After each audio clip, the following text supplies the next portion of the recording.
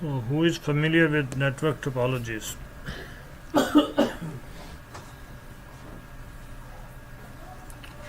Okay, why we need them?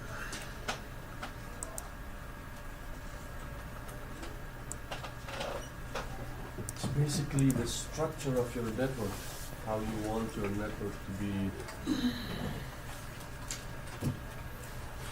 designed, or how you can put all the computers or network devices together. So let me write what Mr. Sohrab is saying. You said networks can be designed? Yes. No. You cannot control others. It's not your network.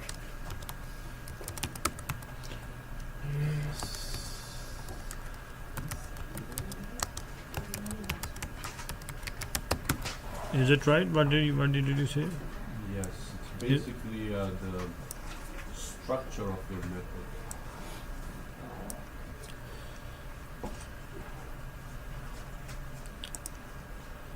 So networks can be designed and constructed in various physical topologies, right? Okay, what else then? I'm your typist. Basically the structure or the foundation of your network. Okay, I have one question for you. Yes.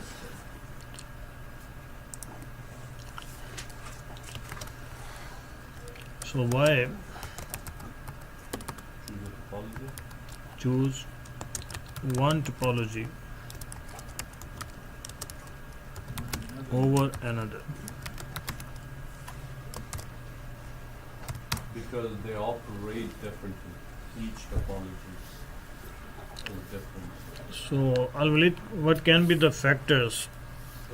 We have multiple topologies available, so when we give one topology a weightage over the another, so what can be the reasons, the main factors? One of them is financial. Pardon? Financial, Yeah, the most important thing is cost. The most important is cost. Either topology, the thing is what the functionality available in that topology, and either we can afford that topology or not. If we are getting the functionality of our required functionality is just to interconnect a bunch of devices, we don't know no need to go for the high-end topologies, right? So where we have to spend a lot of money. So always the most important factor is cost. So what else can be? Efficiency. Efficiency. What is efficiency? Uh, What are the spellings of efficiency? I was not agreeing because I don't know the spelling. EIEN.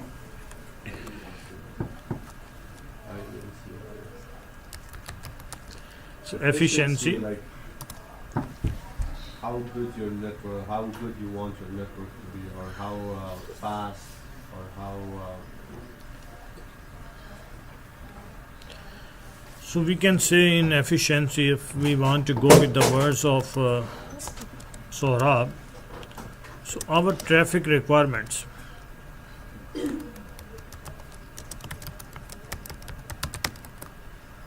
Right, what our requirements are, how efficient networks we want. So how our data usually go over the internet or go over the Ethernet, what are our traffic requirements, right? And then I always put traffic requirements, efficiency at the end. After cost, Capacity? in my point of view, the security. Yes. Hmm? Yes. Security. Security. Management. So whatever we are going to choose the topology, how much security that topology can provide us, how much our data will be secured on that topology. You can come in front on the first seat. We are not using our PC, so it's good. So June needs 2 seats, so we can provide another seat to June. So Amir, can you give your seat to June? Yeah, no problem. Or you can No, no, it's okay.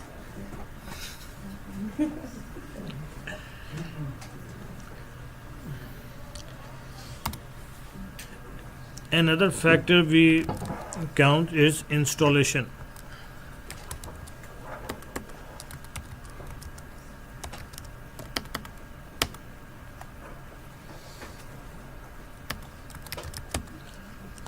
So ease of setup.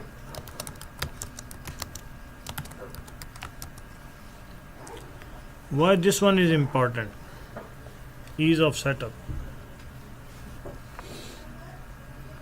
The same about, it's the same about the cost. Ease of setup is basically how soon you can implement the network and maintenance.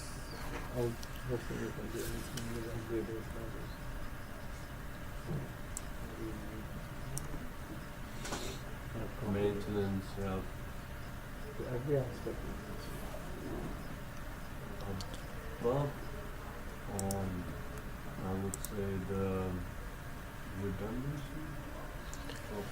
So installation means when we are configuring our network, how easy it is, and when we are configuring our NetApp, we are running the wires through the ceilings and through the walls and different areas. We will have to take into consideration when the maintenance will be required, how we will be able to take care of that. If we are running the wires through a such area very hard to access, so one time we have installed somehow we are able to install, but the later when maintenance we need to repair and we need to do the troubleshooting, how easy it will be for us to access those areas. So we always take into consideration all of these things before choosing the topology. So first we have to plan, we have to think about those things.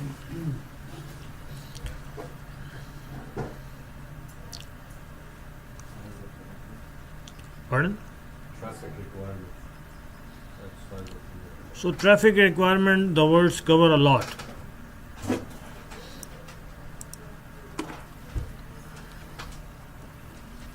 How about redundancy?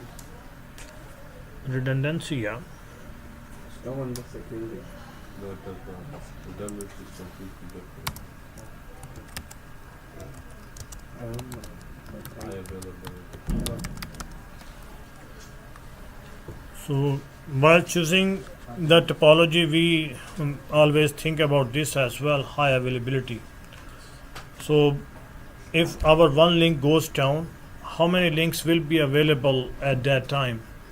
So all the links should be up and running, and if someone is going down, there should be alternate of that.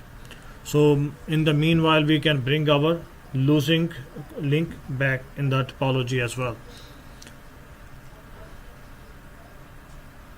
So what type of topology is available?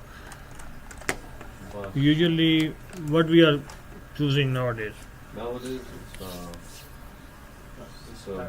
multiple topologies combined. Star bus topology. It's very good. So for NetworkPlus,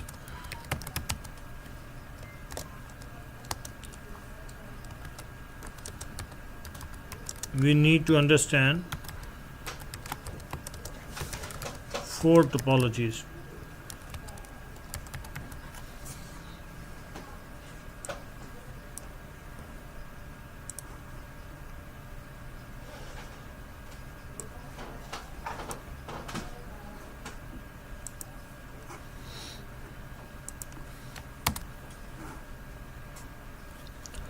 One you said bus,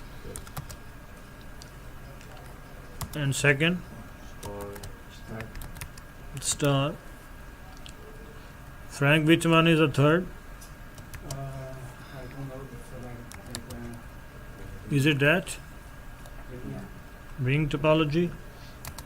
Then Mesh. mesh topology. In mesh, what we have, John? We have two types of mesh. Say yes, sir. Hmm? No idea. No idea. Mesh. Full mesh Mesh. and partial mesh. Half mesh.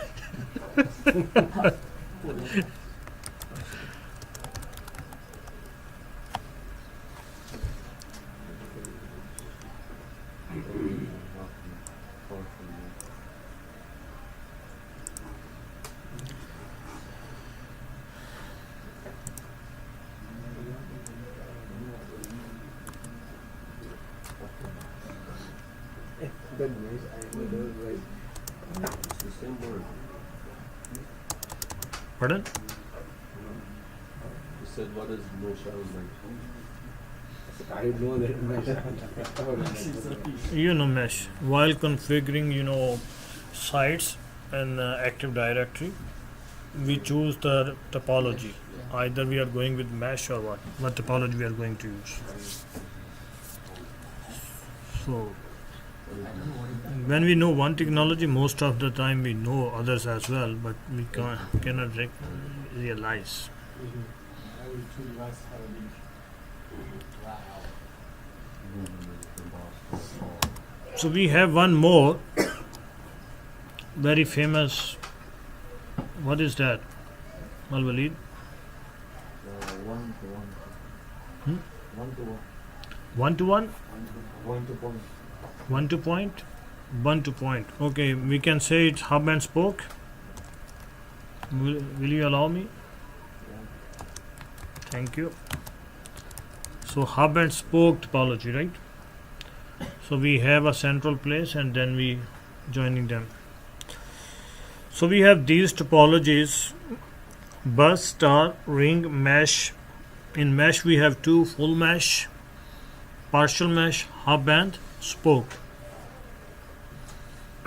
I guess it's better than the board, right? Yeah, we got it. We can copy. We can get it. But what's the difference between hub and spoke and the star? We are coming to that. The star is also. If you are in rush, then we can discuss first. No, because I feel that the star is the same idea. That's how you say you have device, middle and pole automatic. So how we have bus topology? How it looks like? two devices interconnected. Two or more devices.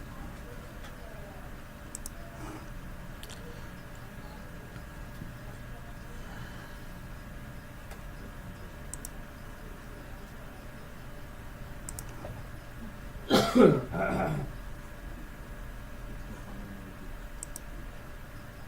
the devices are connected to one segment.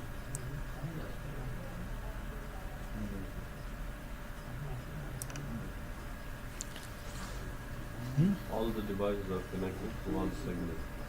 To one segment. Which that segment is? Sorry? What is that segment? Cable. And it can be anything. Cable?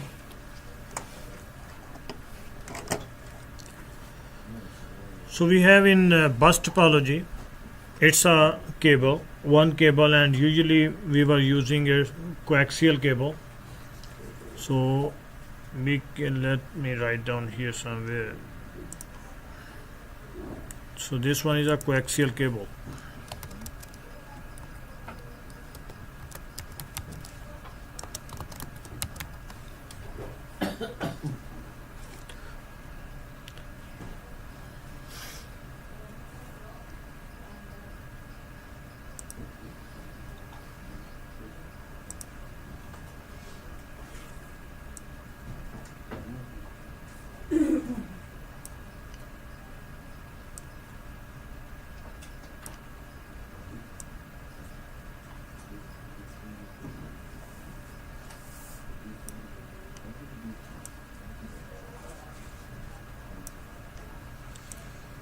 I'm trying to make transceivers.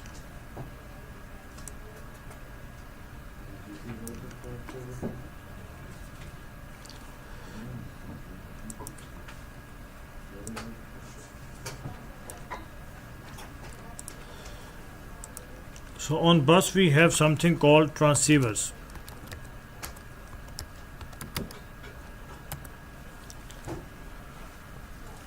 So after a specific distance we had transceiver, and then we were using a drop.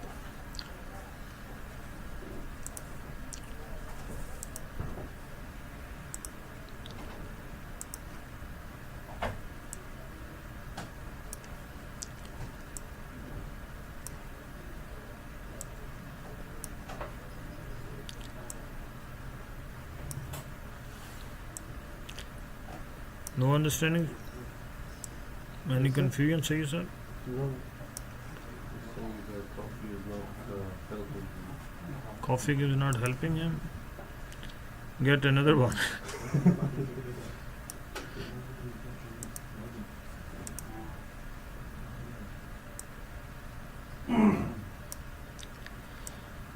So guys, these are the your pieces, beautiful pieces.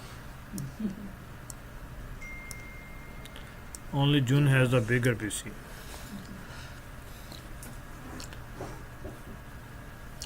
So in bus topologies on coaxial cable, we were using the transceivers. Transceivers look like this. We can run the wire through.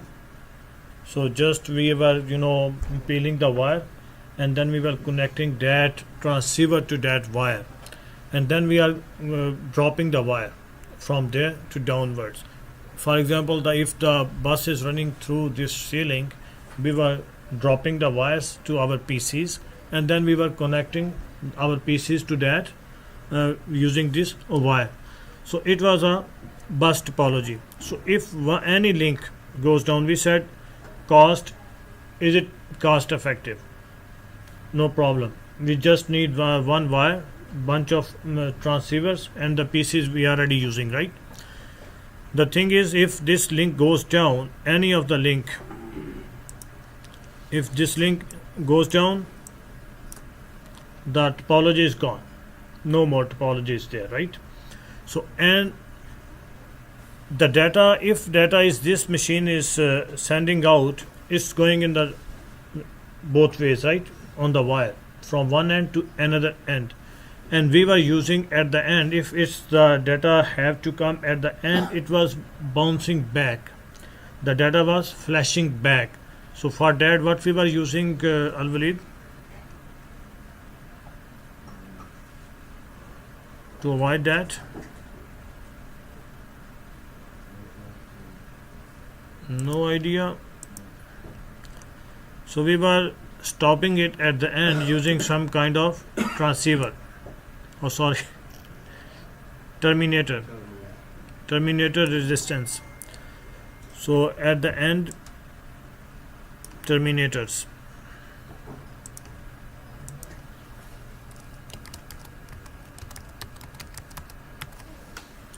We were using terminators.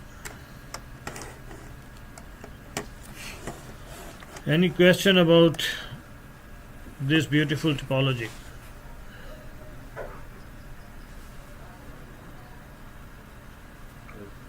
Good to go? Is this the same you're talking about? No, This is different? no, this is different. We are running just through the cables to bring them to the PCs. Otherwise, we are using switch here to interconnect. It looks like as we keep a big switch in the middle, and we are connecting our PCs to do that switch. Instead of putting our switch there, we put there, right? And we are bringing the wires to there.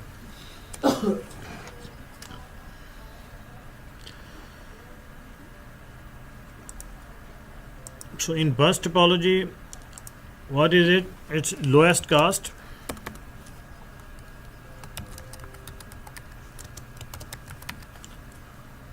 Then less cable.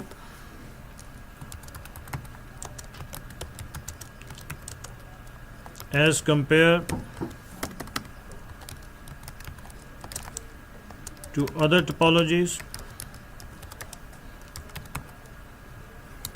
and then easy to install.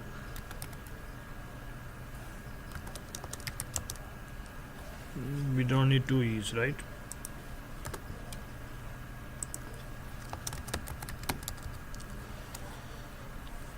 It was the benefits.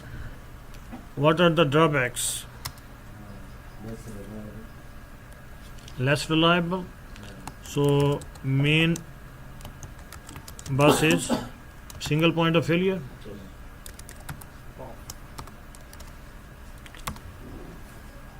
So what is single point of failure, Simon?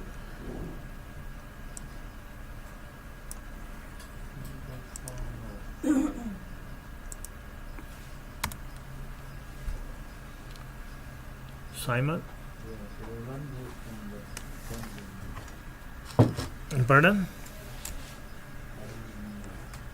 You don't know? Frank? It means if any place disconnected, the whole bus will be no work. Right. So single point of failure, one point can bring the topology down. Only single point can bring the topology down. So if we need to enhance it, we need to add more PCs to this bus. Is it easy to add more PCs to this bus? No, it's not. It's not, because already these 2 terminators. Terminators are there. We cannot enhance this wire. And the second thing, if we need to add any PC, first we need to bring our topology down. Then we can add another one. So it doesn't scale well.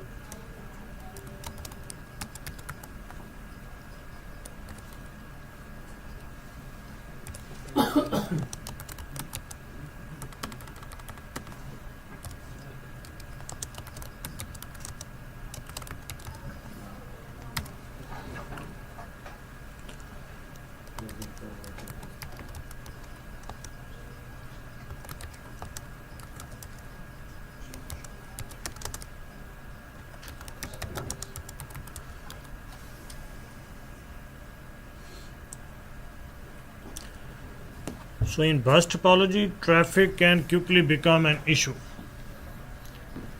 In bus topology. Yeah, Sure. if they are sharing only one path, only single wire, multiple PCs are sharing one. And yesterday we were discussing, yesterday or day before yesterday, CSMA, CD, that was the best use here. Otherwise, we were not able to use this topology. The collision detection helped us to keep this bus topology for some period of time.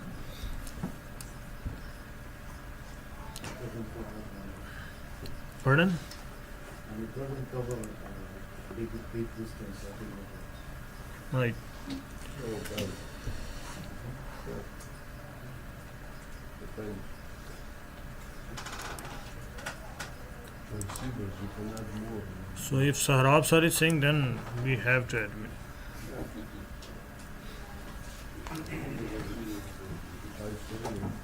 Oh, you need picture?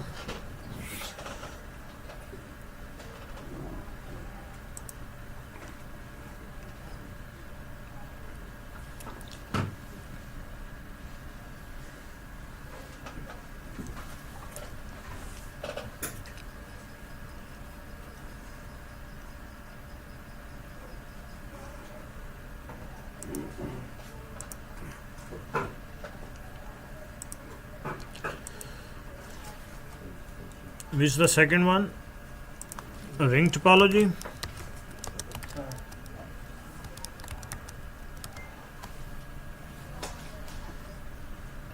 Star and ring is same. Star and ring. Both are different. Star is star, ring is ring. So this topology, we can say All the devices are interconnected. So it was making a ring. So how it was making a ring? What we were using at that time? We were using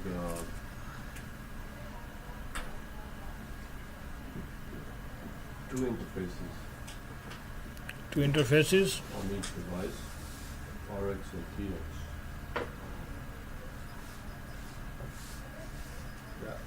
RH, RX and TX. RX, NTX. What is that? Receive and transmit. Receive and transmit. But how we were connecting these devices, ma'am? Interconnect to each other. So one cable comes from one device to another device, and from this device, another goes to another one. So this Walid is staring at you. Walid always stares at me. He's right. He tries to match up my.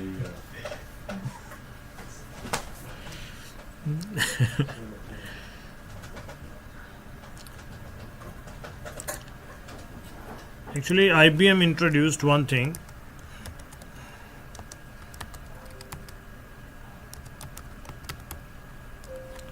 We call was MSAU, I guess. Yeah, MSAU. That was a box. What basically they did, they took a long wire and put into a box, and now we were able to connect our devices within that box around that. So it was making a ring. So for we were not connecting the using two receivers to transmitter and receiver, because we were connecting with that device, and that device was helping us to flow the data in a circle. So it was in a circle. So traffic flows where we can assume that this one is a MSAU, what is it? hmm? MSAU. MSAU. Who can search MSAU?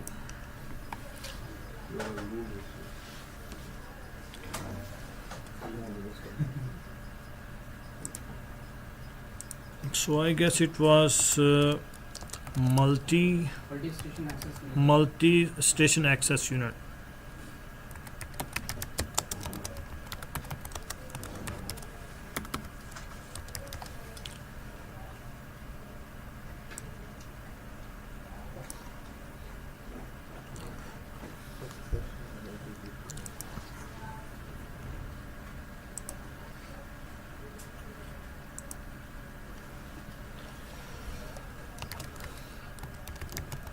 So traffic flows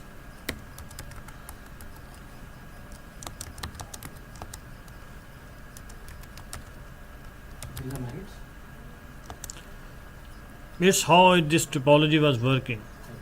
So traffic flows in a circular fashion around a closed network loop,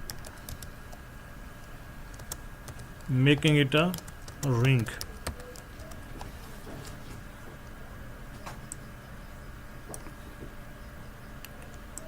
We are not using these topologies nowadays, bus, ring, so don't too much worried about these topologies.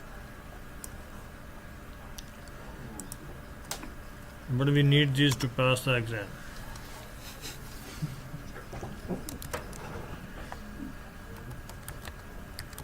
I want to be like the third one.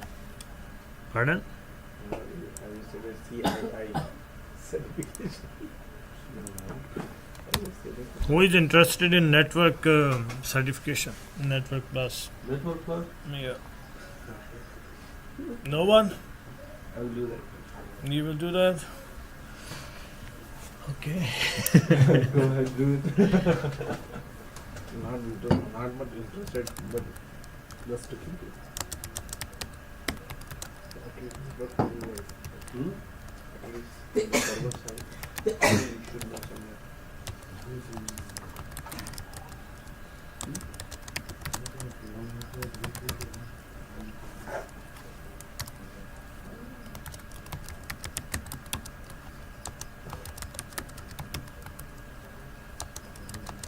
That's why you have to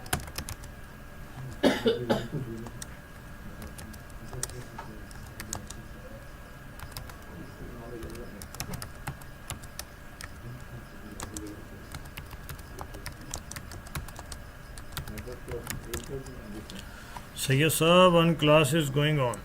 No, he was asking about the. Just thinking for you, thinking about the. We A will. plus is same or network plus is. What was the question? A plus and network plus are same. No, entirely different. The network A plus deals with only single PC, one PC. Whatever we are doing with one PC, nothing else. Hardware of one PC, software we are installing on one PC, how we take care of one PC. And Network Plus is overview of the overall networks, how we are using our networks. While you were in the A plus, it was giving you guys a view how to install different operating system on it, on that as well. That was can be a Linux, can be a Windows, anything, right? We install, but on the single PC, everything belongs to single PC, where technology starts, and end users keep using it. End user, administrators, everyone use that. So A plus is one PC and network is all. Network give us a bird view of all of the network topologies, how networks work, and then we start specialization by entering into CCN name. So it's very easy to identify where the problem is. If the data is not flowing in ring topology, it's very easy to figure out. So if data is not coming to device that is sitting here,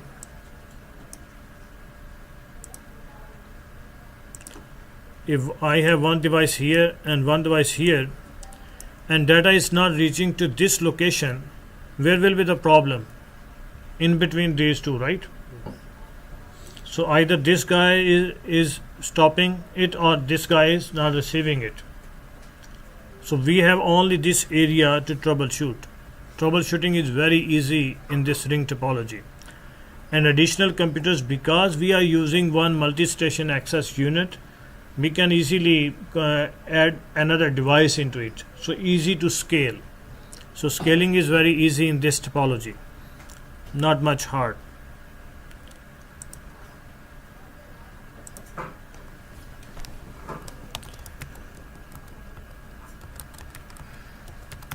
And disadvantages, what can be?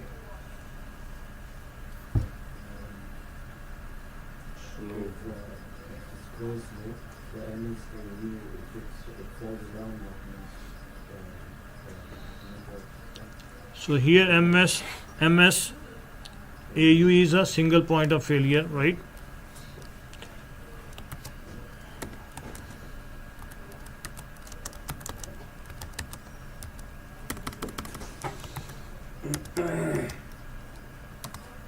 What else? I will search on the Google. It says that the hardware needed to connect each workstation to the network. I didn't ask you, sir, to go to the Google. I don't know. No, have break anywhere in the ring No idea. will isolate.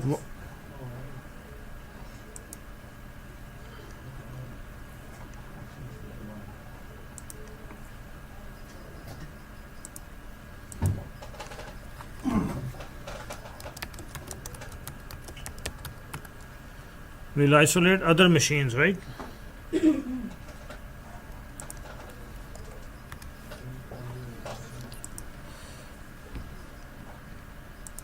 What else can be the disadvantages? How much price? Hmm? Cost? Yeah. Oh, good point. Really good point. It's very expensive as compared to bus. It was expensive. Why it was expensive?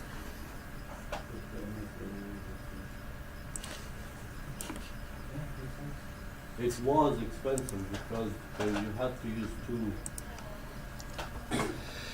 No, come out of those two. One day Andy stuck at 6 and now you are stuck at 2. Because MSAU, multi-station access unit, it will not make sense of a ring topology. If they have come up with that, then it makes it a star topology. No, it's not star topology. The thing is, MSAU was why it was expensive. It was a IBM proprietary, right? So it was he had the monopoly. So he was playing with his own things. So everything we have to buy from the IBM. So, but the IBM was selling it very expensively, but the people were keep buying it. People bought it very quickly. As it hit the market, the people started buying it. The reason was they think, okay, it's way better than the bus topology.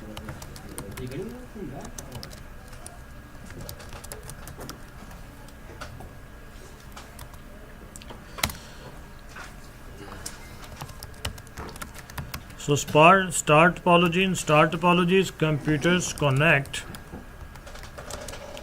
to centrally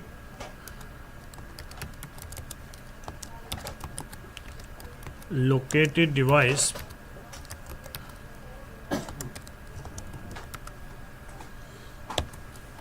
hub or what else? Switch.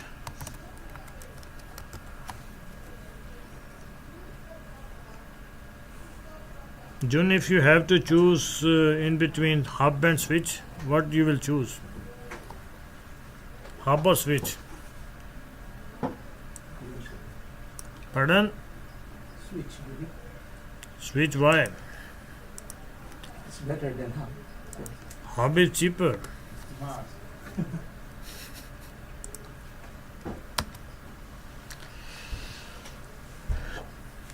And it is the most popular topology in local areas networks. How we are configuring this topology? It looks like a star, right?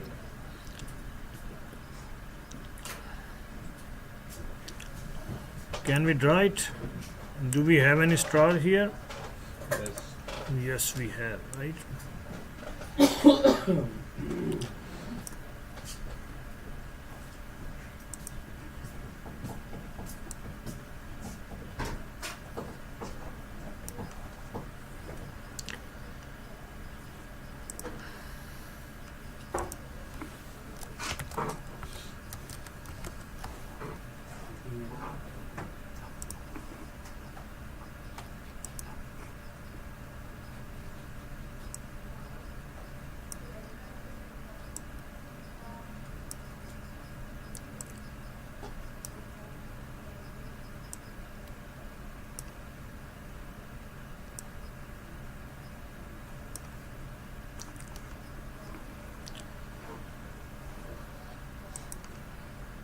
It's a nice merge structure. It's more beautiful than we configure.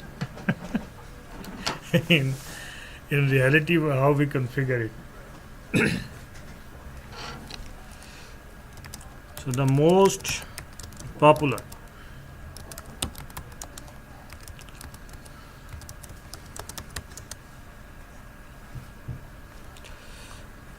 in LAN.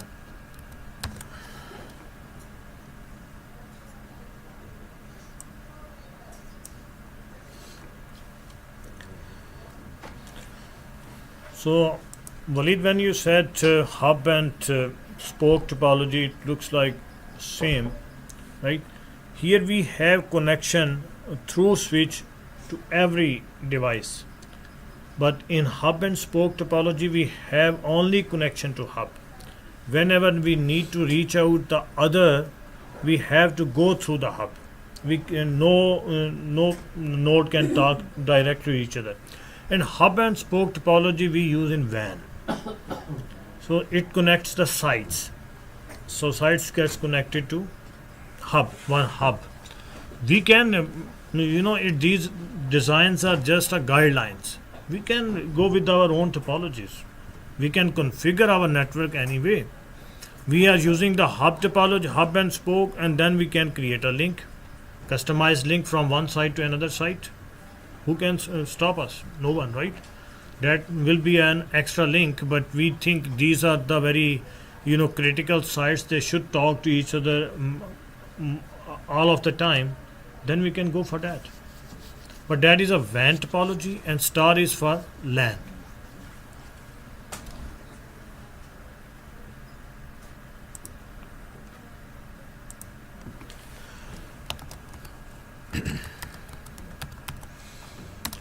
So what are the advantages of star topology? Easy to install. Easy to install. Who told you? Very efficient. It's very efficient. It's advantages, not disadvantages. So it means if one cable fails, only one PC will be affected, not the whole topology. So it's reliable, more reliable thing. So only one PC will be disconnected in case one link get down. In the ring and the bus, otherwise. So can we say as cable?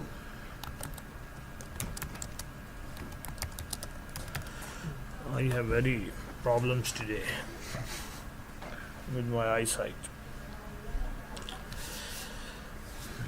A cable failure only affects one computer. Or troubleshooting, how troubleshooting is this? So troubleshooting is easy.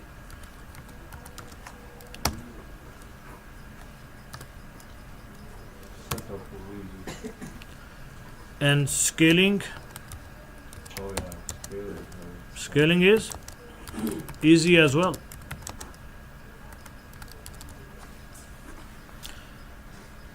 Jun, what is scaling?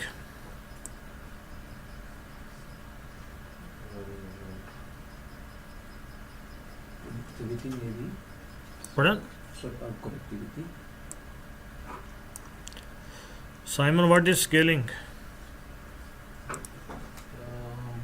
Maximum of this condition switching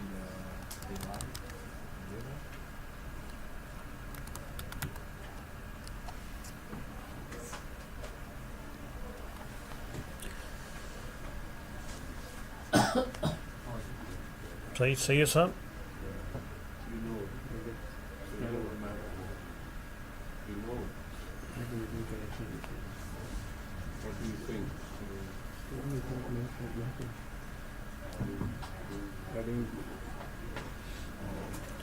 So expansion, right? We want to expand our network.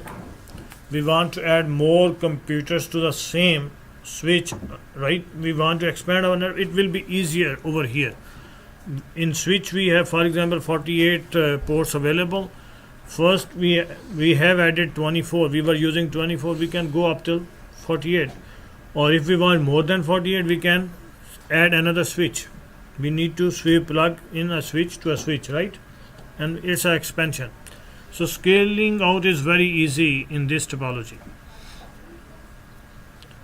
So what are the disadvantages then? Sir, one more question. How the troubleshooting is easy in this? Troubleshooting?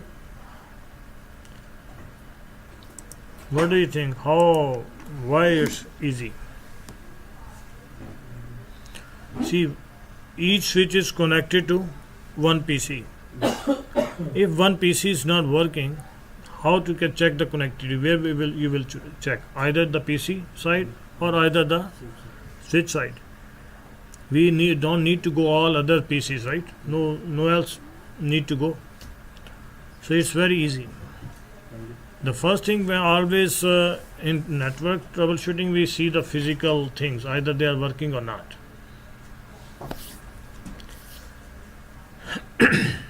So disadvantages: Spoke.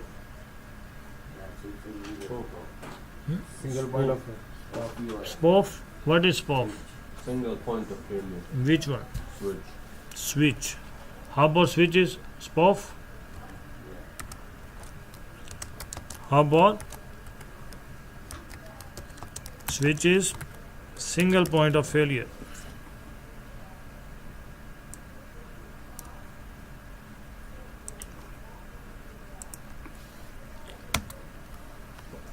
What else?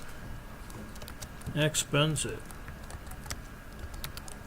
See, networking guys, they know how much it costs. Now they have this layer inside. It's very expensive. Yeah. Because of switch. Now they have layer three. Usually the switch is layer one. But the new one now is layer three, so it's a switch. So it's very expensive.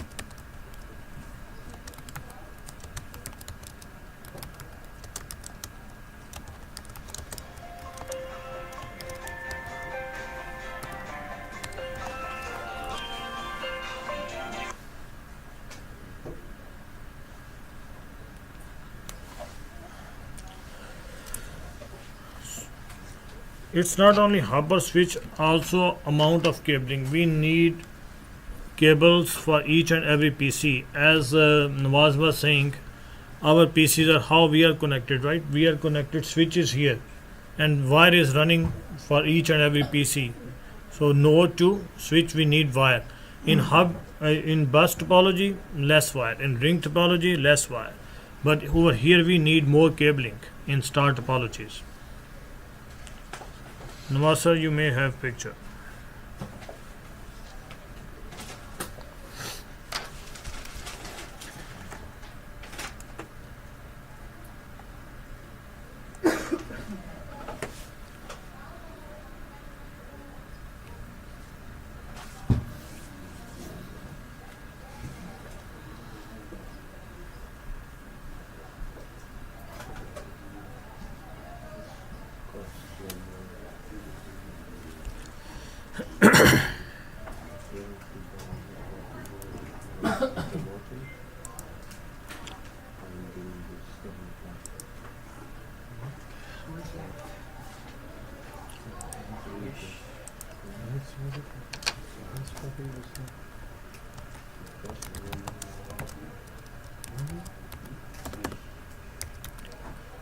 Hub and spokes.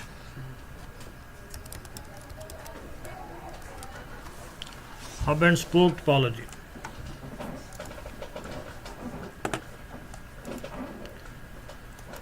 So sir, Walid sir, please throw a light on it.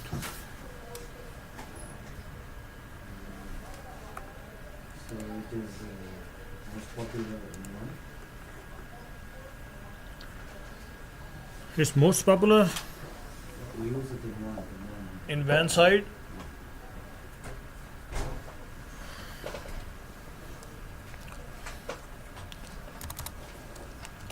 So we use this topology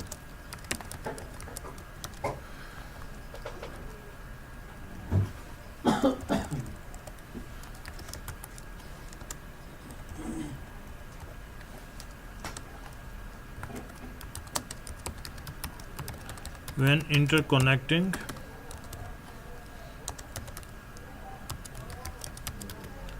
multiple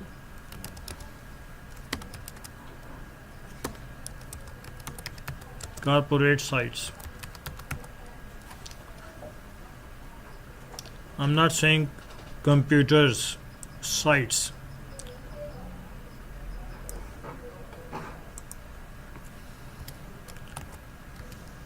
So it's a WAN topology.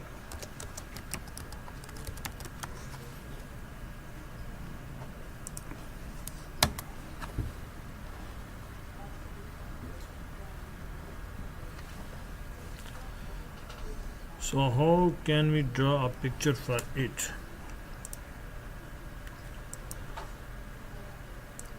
For example, we have this site. We make it LAN and LAN. So another site, and we have another site.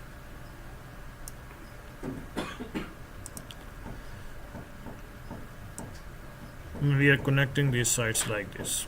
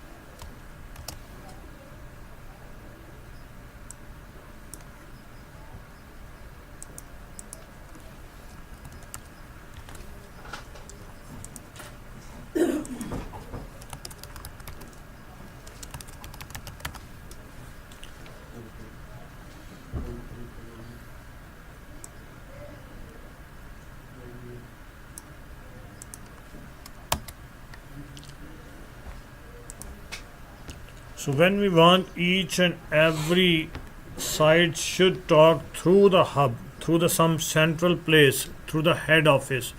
So it means we are keeping most of the stuff on the head office site. So if we need to send the data in or out, we are using the hub place as a backup point, as a links, and we are monitoring each and everything from our head office. We don't need to go to the sites even.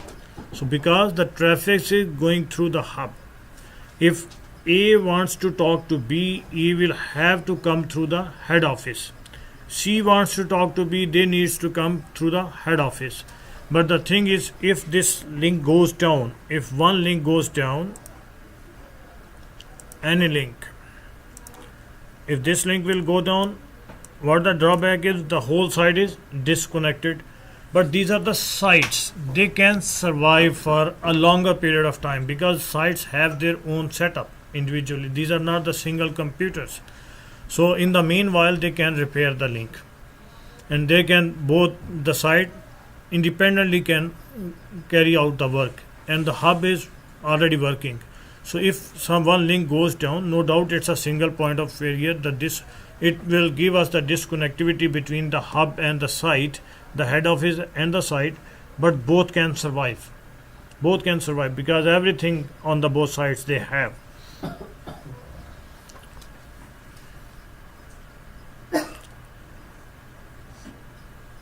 So all are covered or anything remaining? Mesh. So sir, you may have a picture, sir. Advantages and disadvantages. Okay, sir.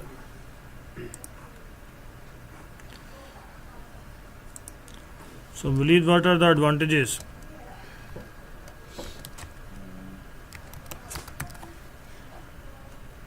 Frank.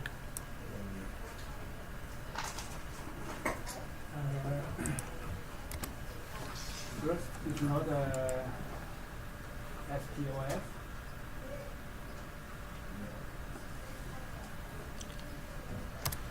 We don't have SPF there? Because if any place disconnected, if between site C and hub disconnected. No, first we are talking about advantages. What are the advantages? Yeah, the one is not SPOF. It covers one, so this is advantage. So it's less expensive. Yeah. Less expensive as compared to mesh. And the second, scaling out is easy.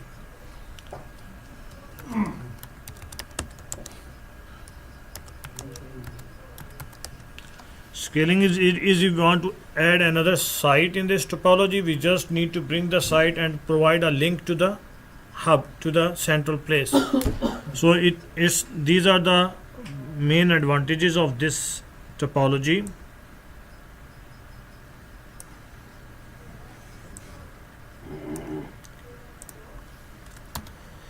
And disadvantages?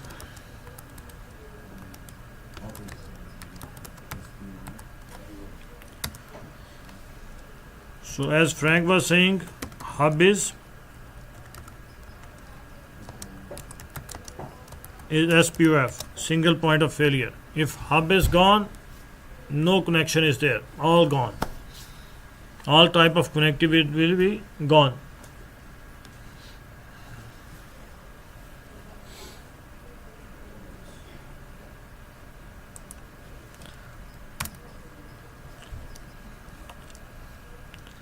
So any link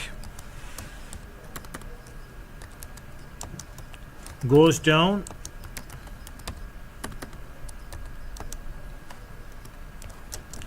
it will isolate the respective site.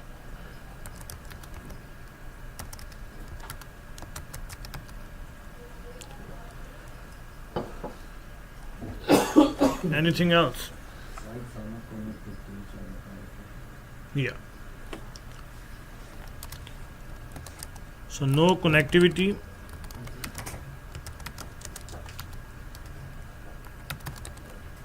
Between the sites.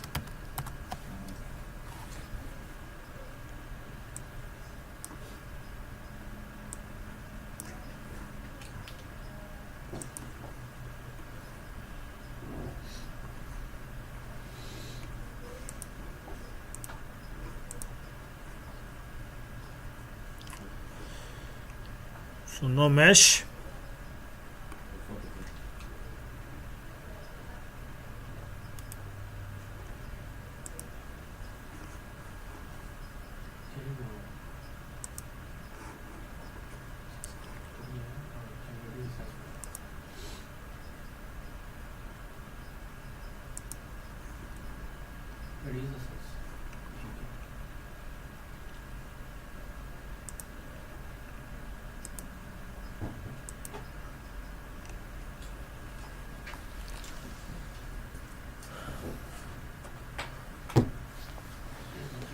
You are welcome, boss.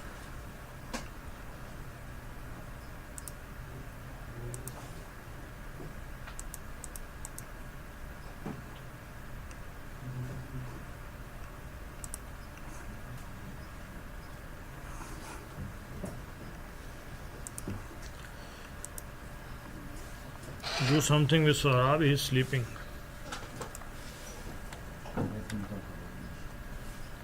Pardon? Let me explain. You only see as our own model. So mesh topology,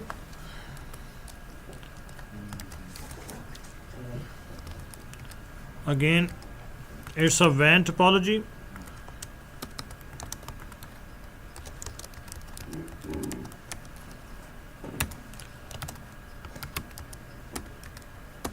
So every site has a direct connection to every other site.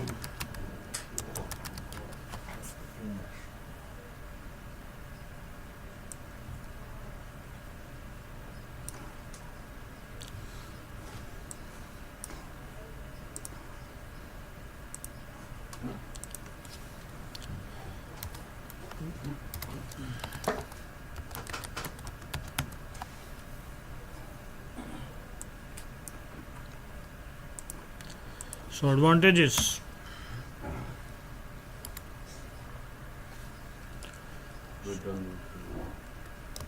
So a direct route exists between any two sites. Means highly available, right?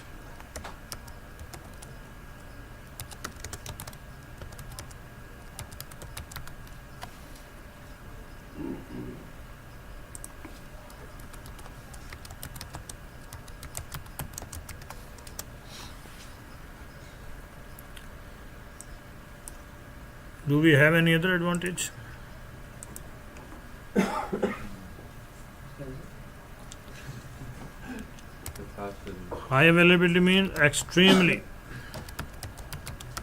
fault tolerant.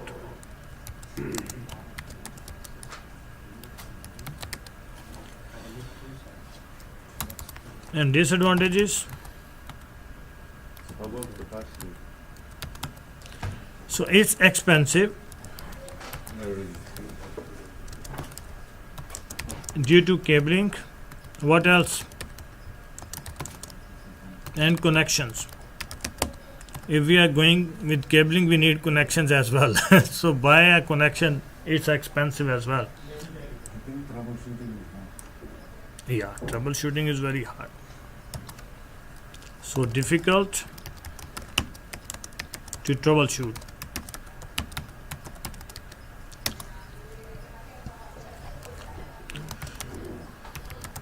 Difficult to add more sites. In mesh topology, in hub and spoke, what we needed only one link, and here we have to create all the links to all other sites. And then what? Maintenance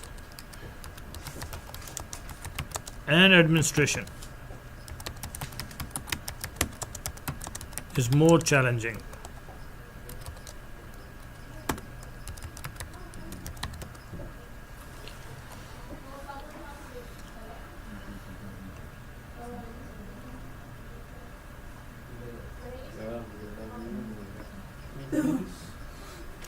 Pardon? That we have a topic. Maintenance.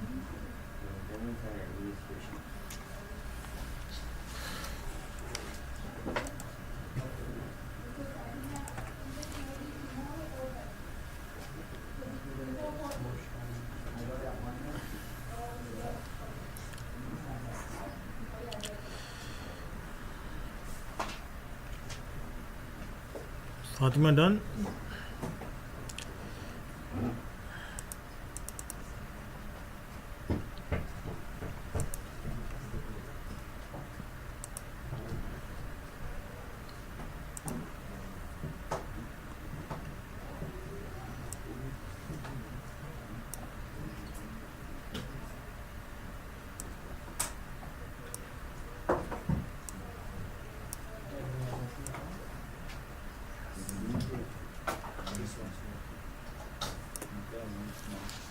How about security? Is security also disadvantage for mesh? Yeah, it can be a challenge as well. To set up the security, it's a challenge as well. Yeah.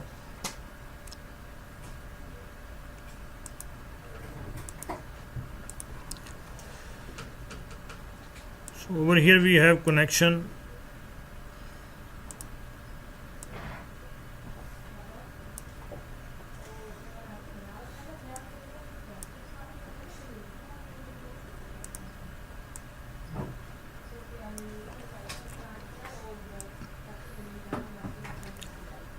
Where we don't have connection right now.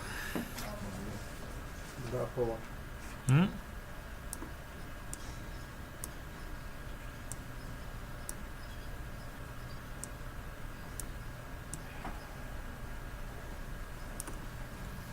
So it's a full mesh topology. So the partial mesh, the only difference is if I remove few of the links, we can go like this. So if we don't have the connections between two sites, then it's a partial mesh topology. We may lose few of the connections, and the most critical sites we can provide with them with the multiple connections, and few of them we can go with one or two, only one or two link, right? Then it's a partial mesh. Partial mesh is a little less expensive as compared to mesh topology, and mesh topology is, and when we are talking about the sites, we are talking about WAN links. So we don't go with that. No corporate sector is going for that. Only very, very critical departments or those ones who can afford this type of things, luxury, they go for that. And in most of the cases, few government agencies.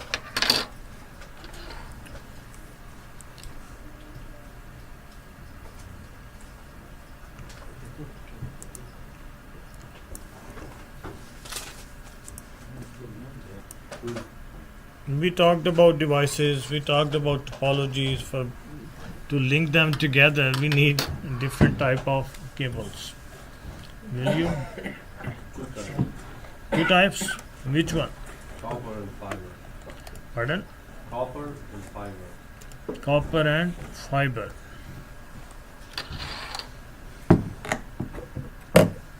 Agree? Fiber. Right? We have more than that, and then there are types of that.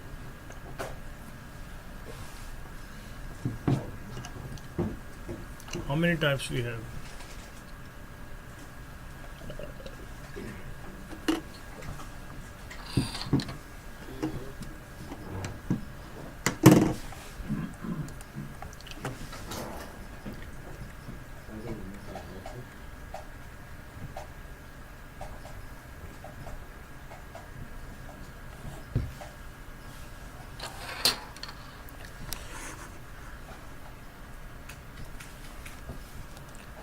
So we have coaxial cable, then twisted pair, Twisted pair.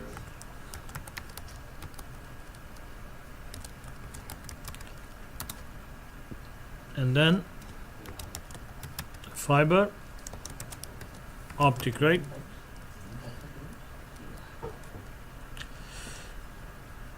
And what you were saying, copper. So we have copper here.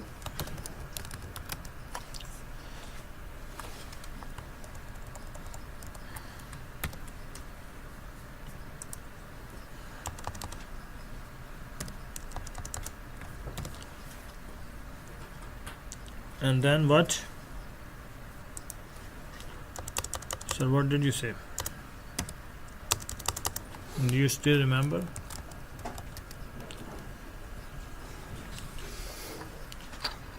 So these are types of cables. We have coaxial, twisted pair, fiber optic. Coaxial, how does it look like, coaxial cable? Waters. Hmm?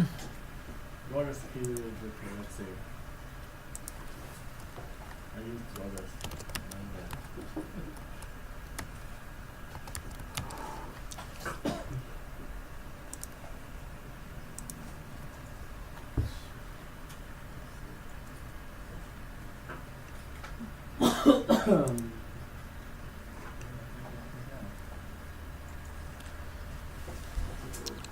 So it's a coaxial cable. We have one conductor in the middle, and then centered around one insulator, and then we have a foil thing. Again, it's a copper again, this one, and then we have a outer jacket. So this makes a coaxial cable. How long we can run this cable? How much distance it can cover? 100? 20. What's this? 50. 50 meter? Yes. Depends on how good they do. There are cheap ones. So if we go back our bus topology,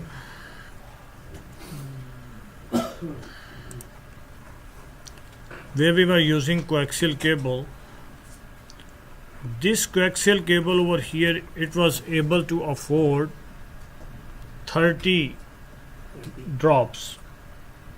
We could go only up till 30 drops. The 30 drops means it can afford, one segment was able to afford 30 PCs. But the coaxial cable, where we had two types of Ethernet in bus topology. When bus topology was there, what type of Ethernet we had?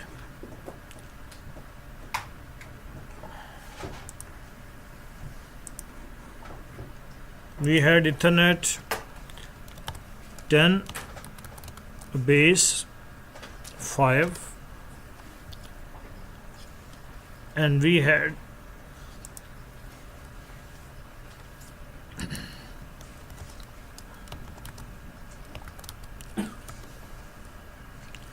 so 10 base 2. Over here the 10 is speed, 10 megabits per second. Base is type of transmission. What is base?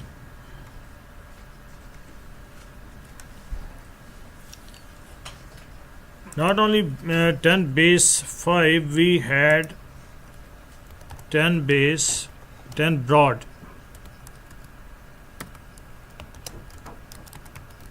10 broad 5 as well.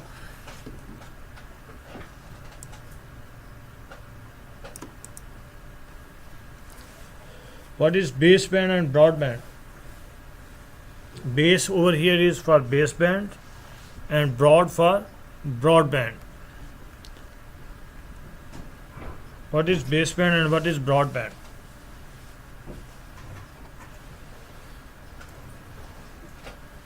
Baseband, it's the transmission is shared. In baseband? Yeah. Okay. In broadband, it's dedicated. Hmm? Dedicated. It's a dedicated line. The transmission. Transmission is dedicated. I think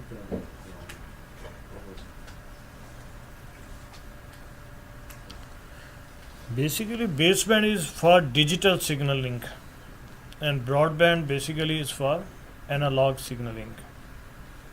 And the baseband, we measure it before it's converted to another frequency, the speed of it, the speed of the transmission.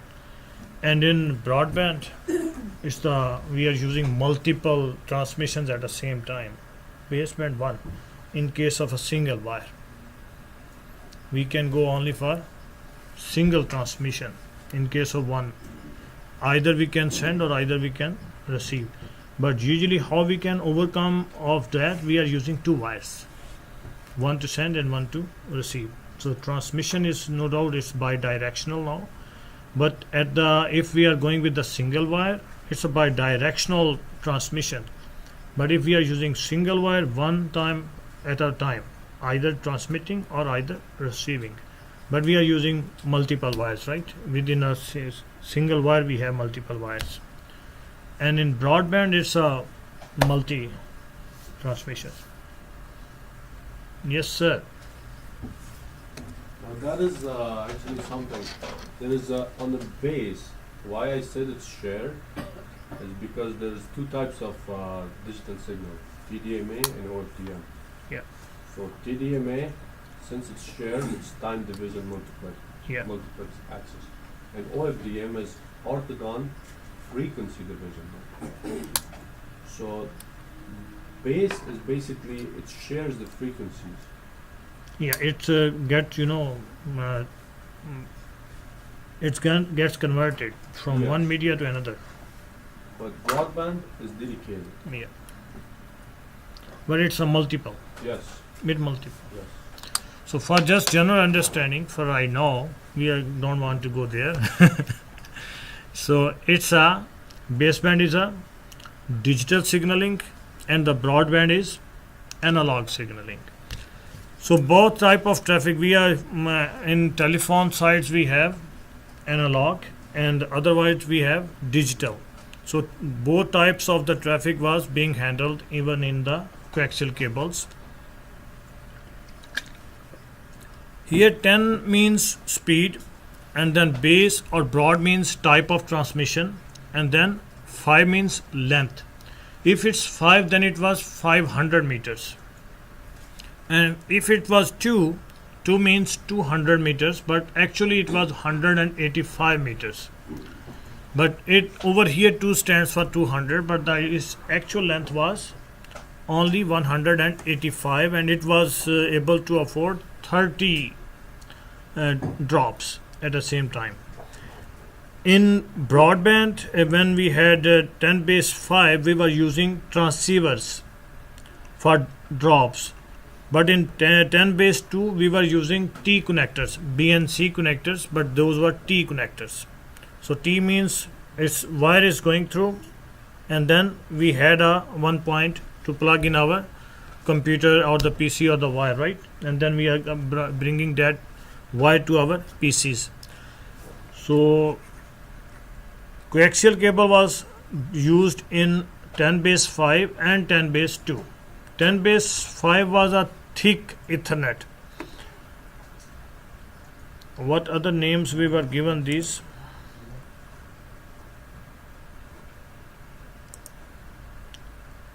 So Sayyid Sahab, are you understanding or it's going over the head?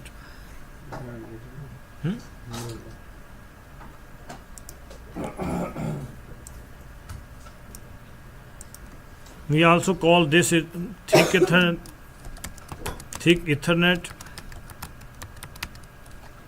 then thick wire,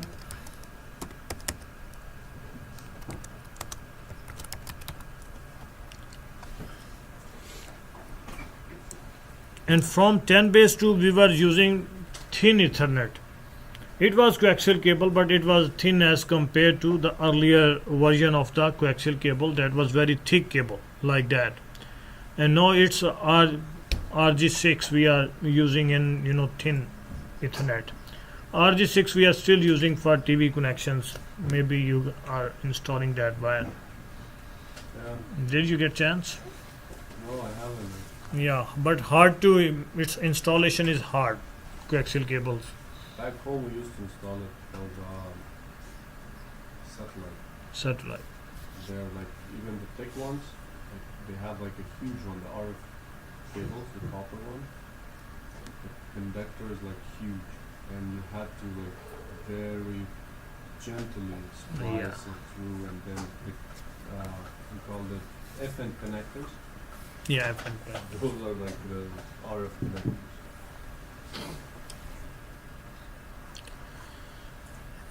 So, and after coaxial cables, what we have?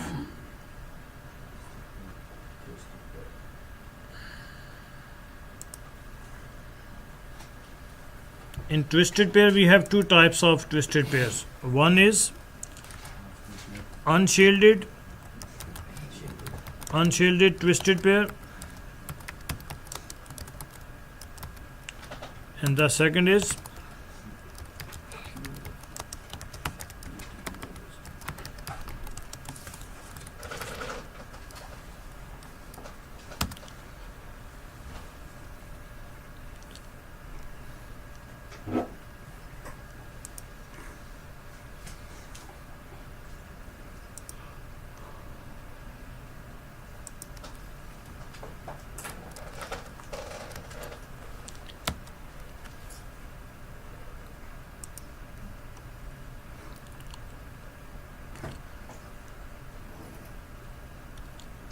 so these are the UTP cables, unshielded twisted pair. The cables are twisted in pairs. Nowadays we are using every wire you are using for internet connectivity. You are connecting your PCs. These are the wires we are using. So each pair is twisted. And then we have shielded twisted pair. Shielded, I see somewhere the picture right now.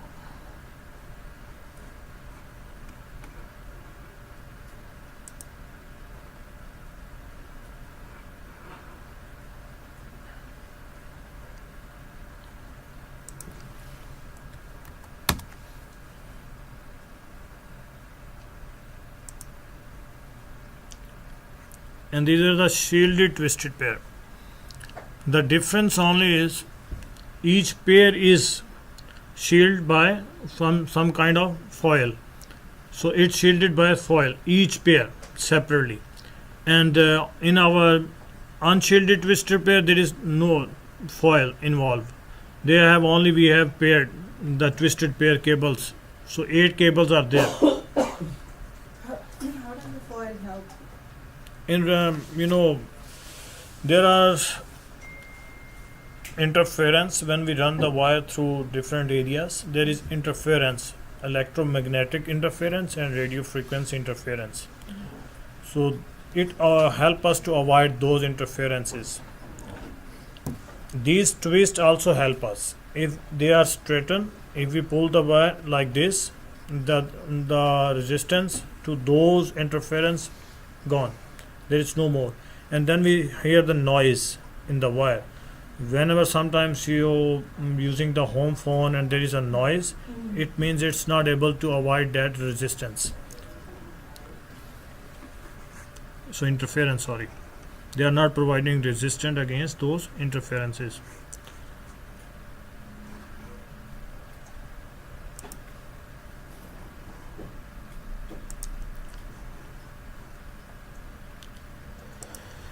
So usually we call it UTP, unshielded twisted pair, and STP.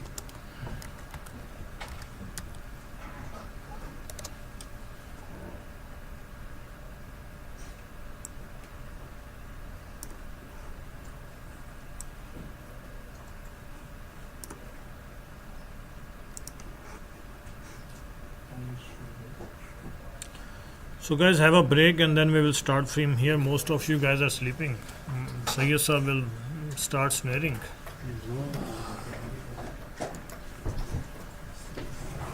Still in the environment, these cables are there. Fatma, you can come here.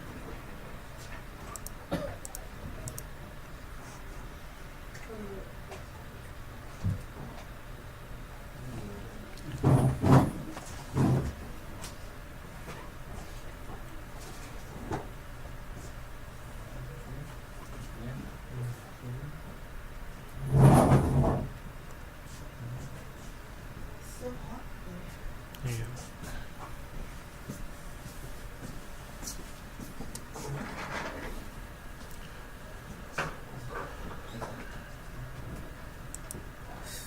It's gonna freeze so cold. So guys, we have categories in our twisted pair cables.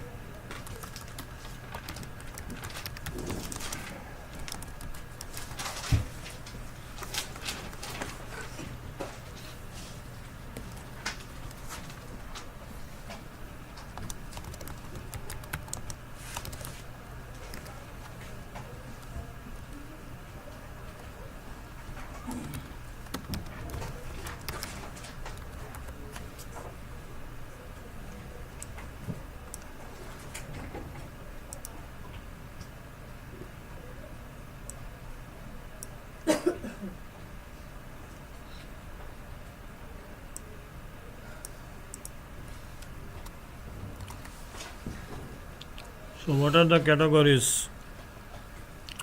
I'll read.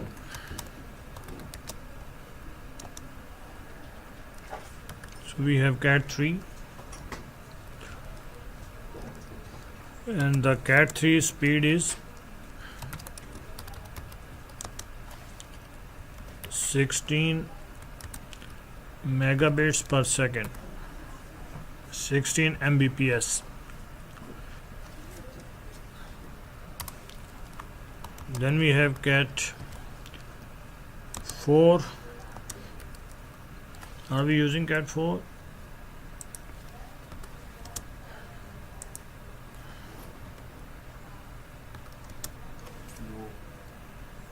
Why no, Sarji?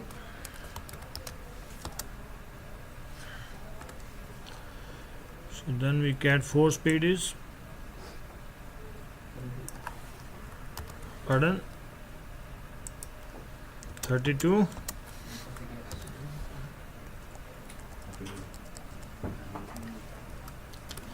So it's 20 megabits per second.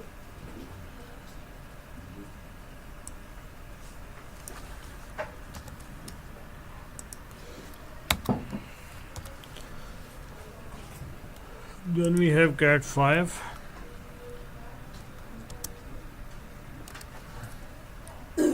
And Cat 5 speed is 100 megabits per second. Cat 5e.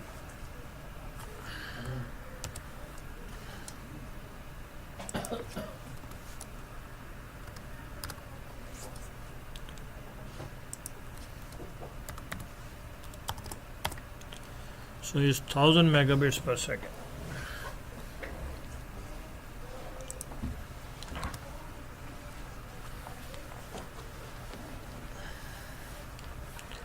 So then we have Cat 6.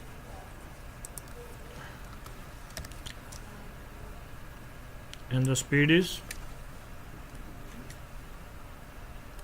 1 gigabit or 1000. so we may have 10, 100 and 1000 megabits per second.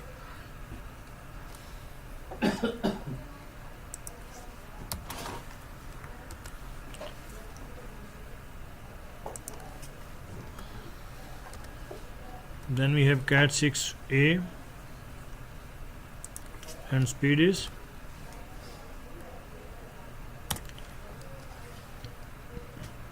10 Gbps, 10 gigabits per second.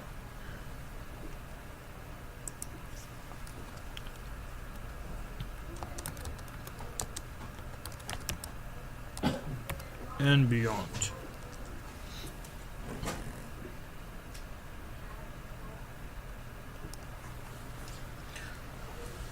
These speeds we have in twisted pair cables. So now when we are designing our networks, we are planning, we have to plan, okay, what type of speed we need. If we good to go for 16 megabits per second, Cat 3 is okay. Can we find Cat 3 now? So the mostly used categories right now are Cat 5e, Cat 6 and Cat 6a, not Cat 5 even.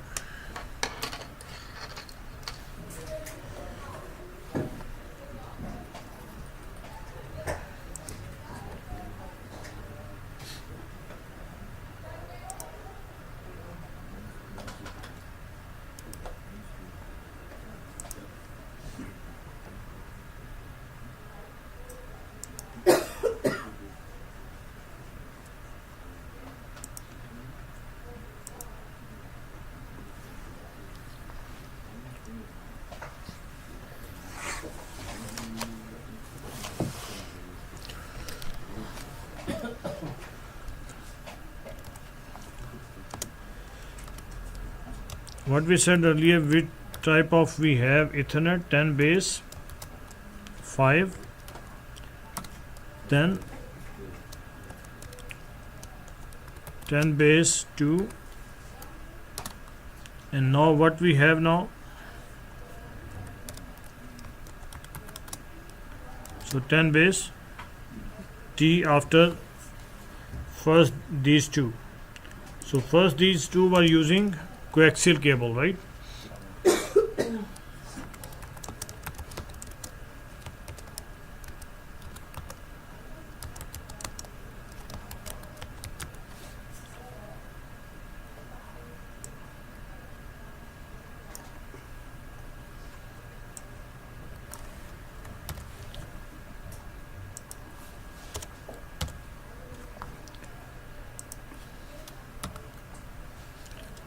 So 10 base T, what is the speed here in 10 base T?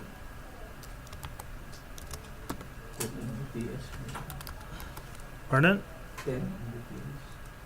So 10 megabits per second.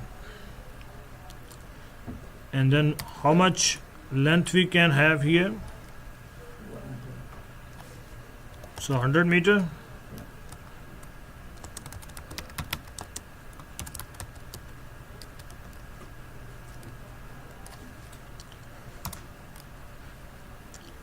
And were we using in 10 base T hub or switch?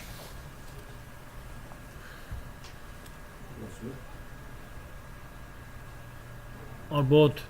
I think it's Hmm? maybe half the Yeah. So hub came into existence with this Ethernet.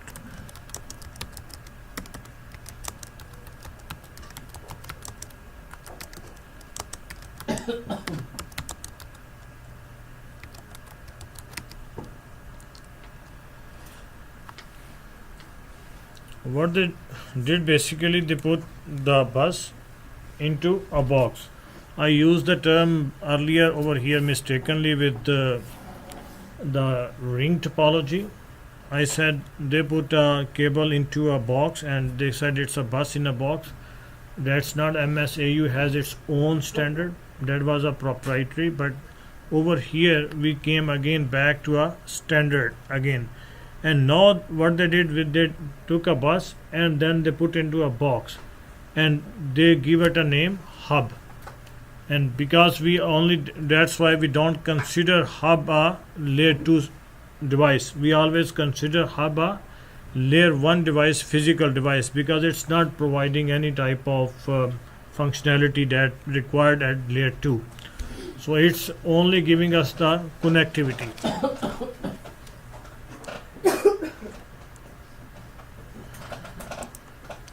So what was the next Ethernet after 10 base 2 and 10 base T?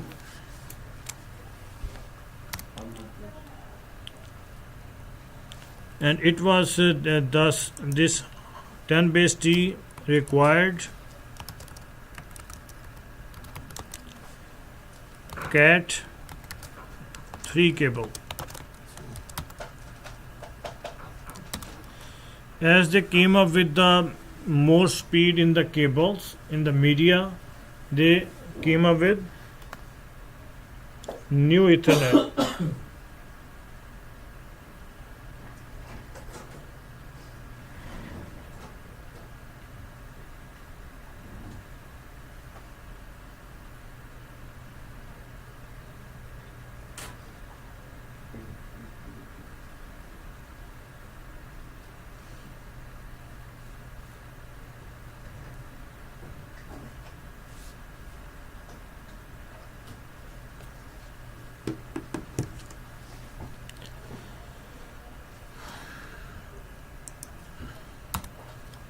After 10 base T, we have 100 base T.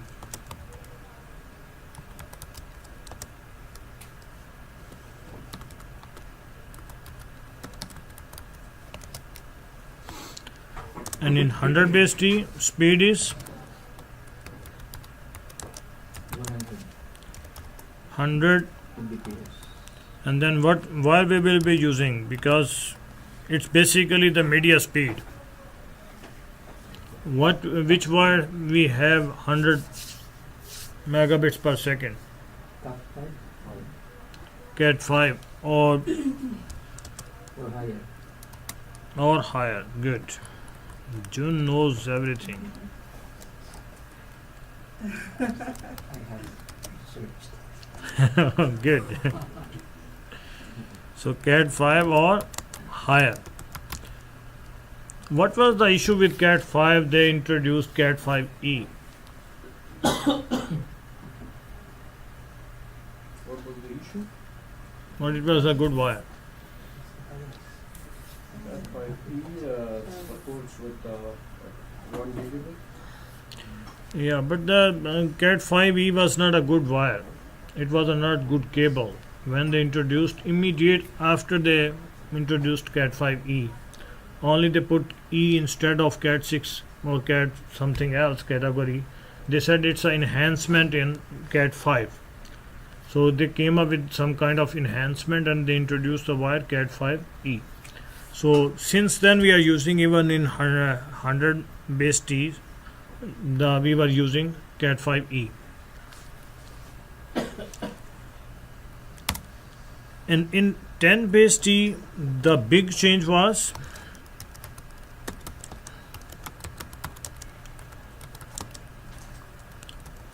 hub to switch.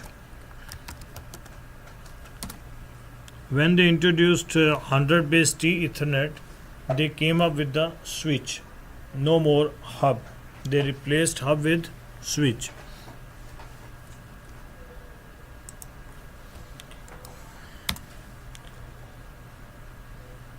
What else we have in Ethernets? You are not helping me out, man. I wanted to elaborate on Cat 5 Okay. enhancement. Can I? Yeah, go ahead. So when it was 100 base T speed, on Cat 5 twisted pair, we have 8 pairs. On that level, they were using only 4 of them. When it changed to Cat 5e, we started using all 8. Yeah, it's another aspect of these cables, these categories. How many wires we were using, right? So it's another enhancement, no doubt. The thing is, it depends how we are configuring the wires, where we are configuring the wires. Otherwise, we are still using right now. You guys are going with 4 wires, Yeah. right? But if we can use 8 as well. So it depends where we are using. So after 100 base T, what we have? 1000 base T in these type of wires, right? So 1000 base T. So speed is now understood. It's 1000 megabits per second, baseband, transmission, and then T stands for twisted pair, right?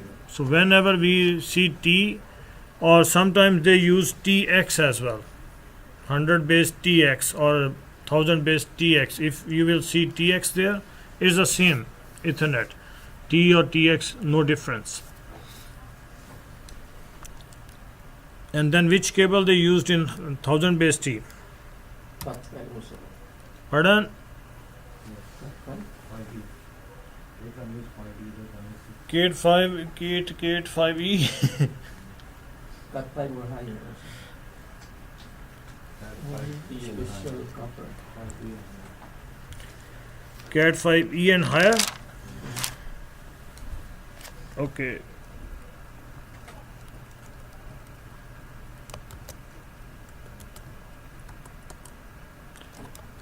Over here they started using Cat 6.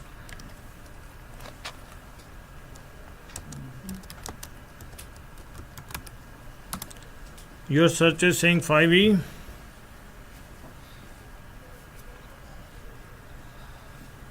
John, Sorry. your search is saying 5E Cat 5 only or higher. higher.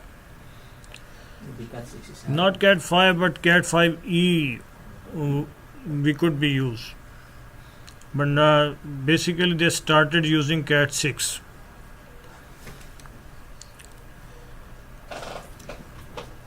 These are the twisted pair side.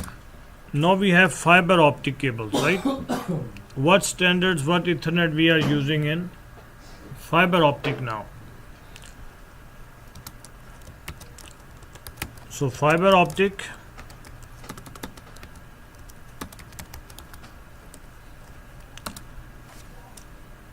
what type of wire this is? Cable.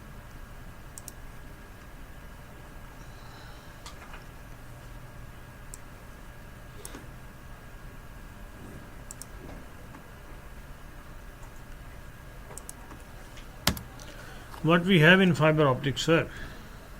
fiber optics. Yeah. It's basically it's an optical wire. So consists of Optical wire. optical wire is written fiber optic. It consists of a center glass, right? Center glass. We have a glass, we have a core inside, center glass core, surrounded by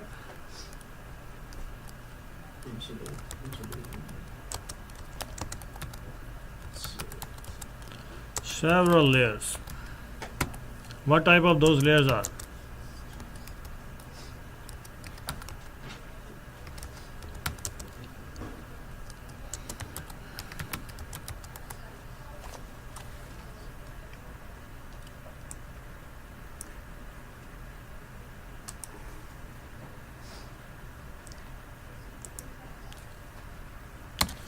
Can we see some fiber?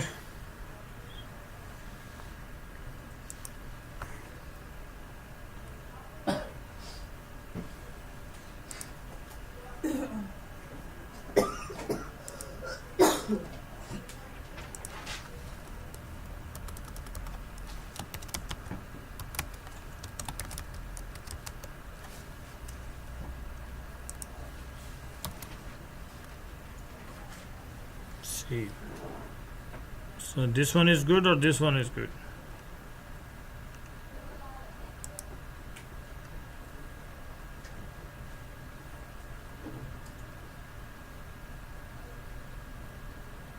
It looks more beautiful without, installing.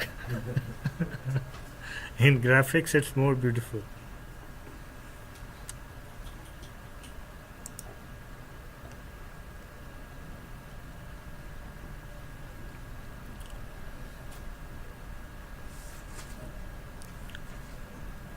See, can we find out some single one? And this one.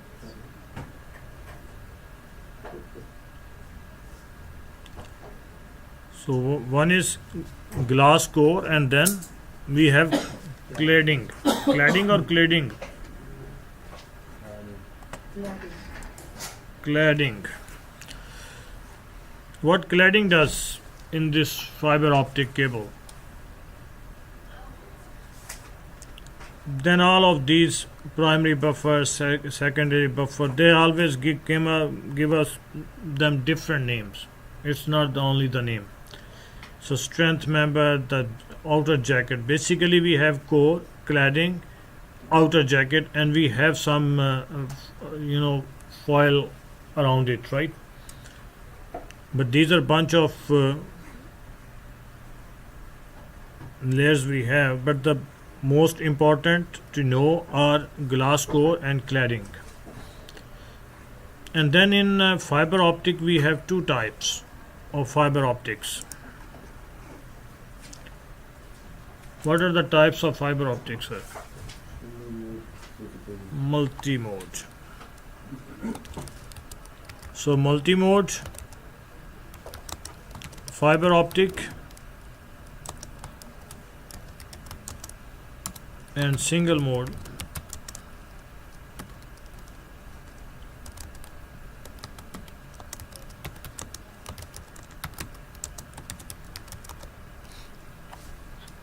What is the difference, sir?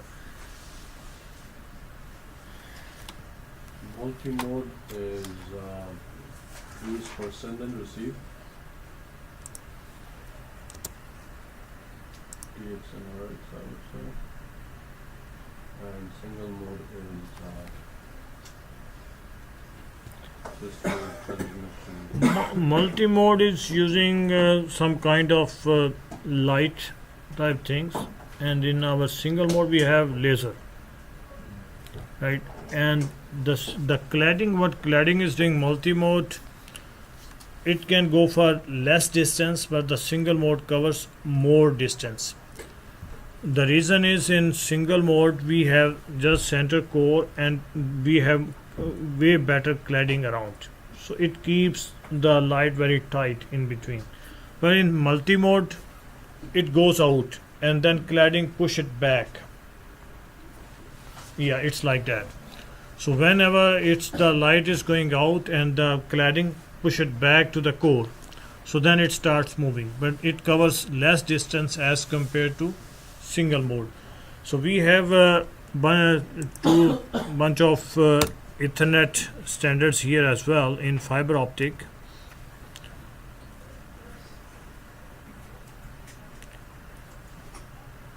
So one of them is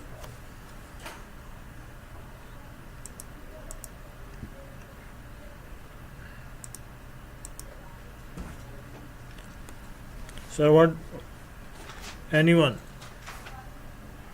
any standard for fiber optic.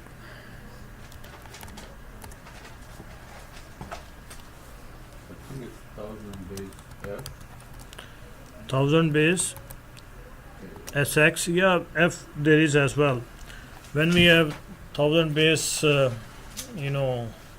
T, then we have F as well. But in F we have this side SX, and then what is the SX and what is the Short. LX? Short and long. Yeah, see, short distance. If we short distance, which cable we are using, John? Fiber. Multi-mode fiber. Multi-mode. If it's short distance, then it's a multi-mode fiber.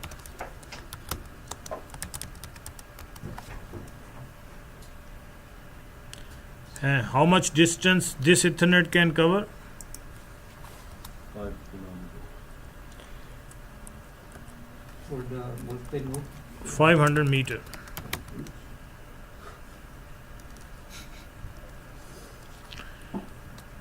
And then we have long distance, 1000 5,000 to 10 base LX. 10 kilometers. No, 5 kilometers. Oh, this So are you supposed to memorize those? Oh no, just you need to know, and when if you can memorize, it's good for you. All the informations are good, but if you are intending to write the exam, then you have to. So tomorrow will be the exam. The NetworkPlus exam. No, I'm not talking about this class exam. When I'm saying that so single mode, right? We are using single mode fiber optic, and then it can go up till 5 kilometers.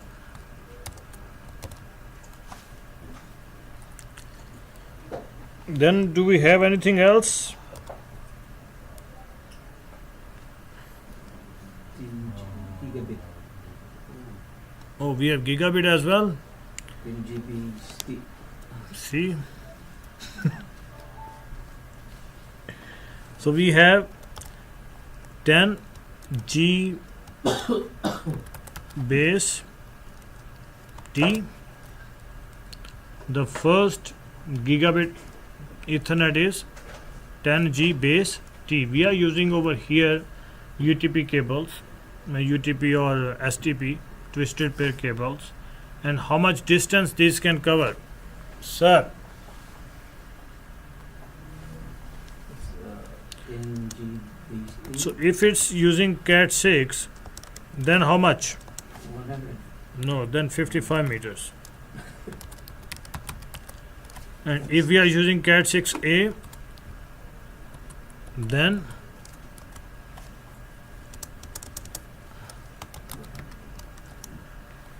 then we have 100. We can use both type of cables here, but if we are using Cat 6, then it can go up till 55 meters, and if we are using Cat 6A, then it will cover 100 meters, 100 meters distance, and the speed is 10 gig, right? So then we have in SR 10G base SR. is What is SR? short.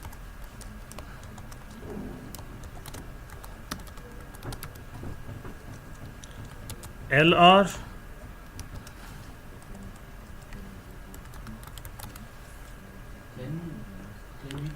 10G base. Thank you. Instead of typing again and again.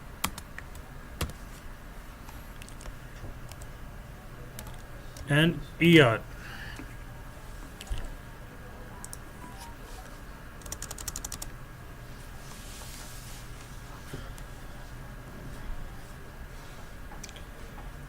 So SR again is for short range, right? Which wire will be using here? So multi-mode.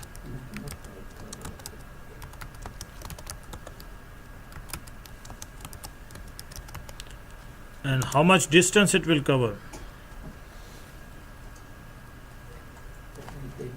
300. So 26 meter to 400 meter.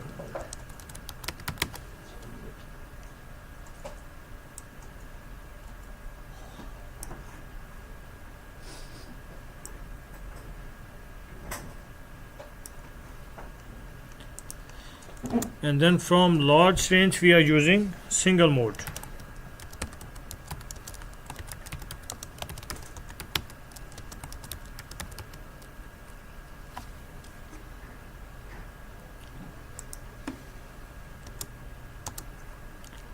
And how much distance it will cover? We are 10 kilometers. In 10G base LR we have single mode, but there is something called 1310 NM. NM mean for nanometer. So it's a wire single mode wire standard. If we are in 10G base LR, we are using this standard.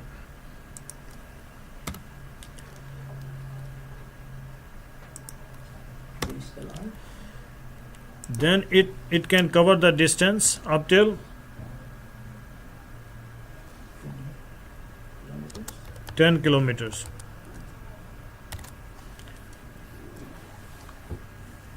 And in second extended range,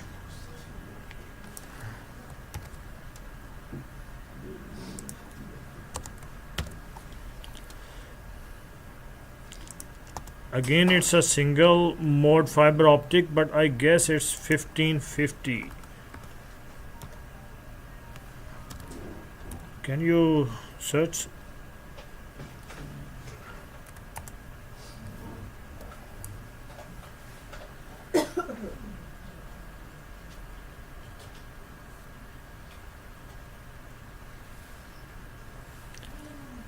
It can go up till 40 kilometers.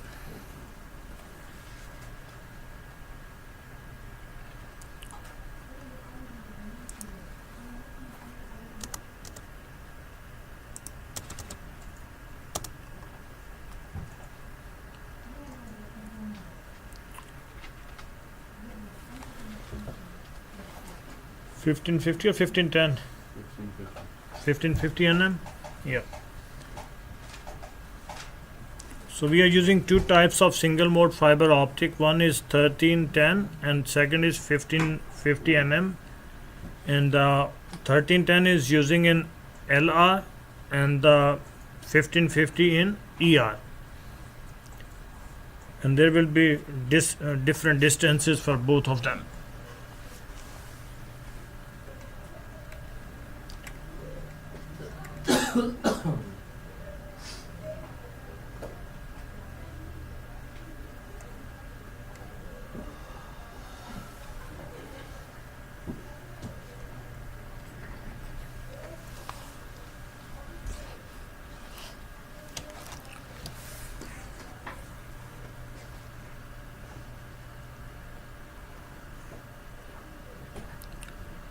So now you want me to make it small or it's good?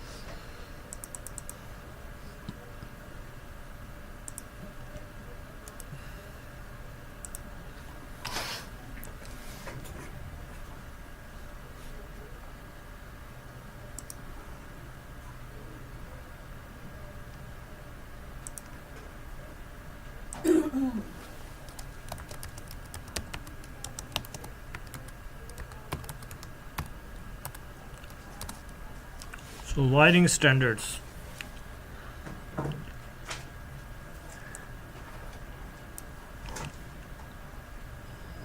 So Alwaleed, which wiring standard do we have?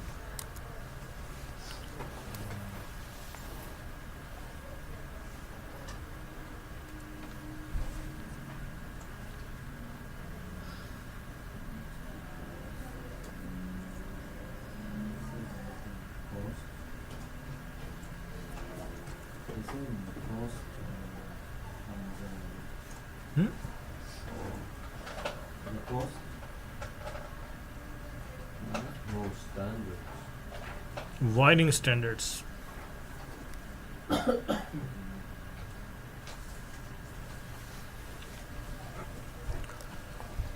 So one we have 568A, then we have 568B.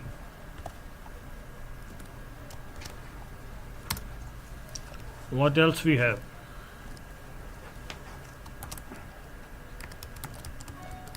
So straight through. So crossover and rollover.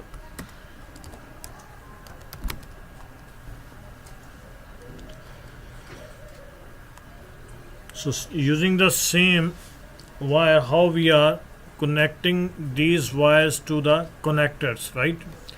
So how, which pins we are using to connect? As we see in the TCP,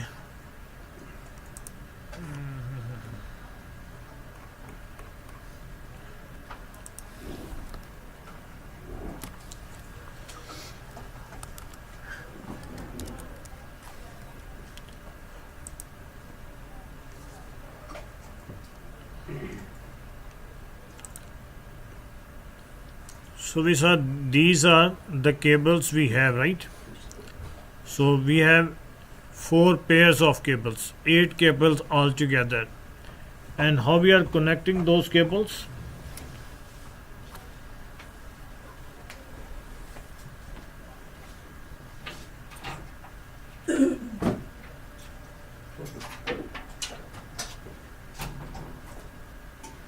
So with these connectors, right? RJ45 connectors.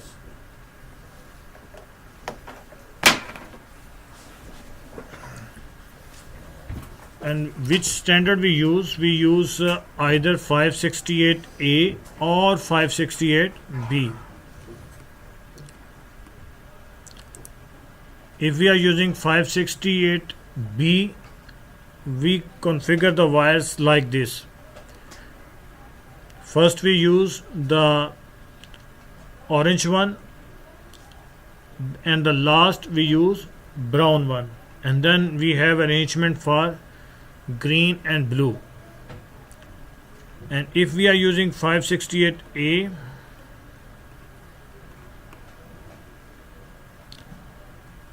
it's again B.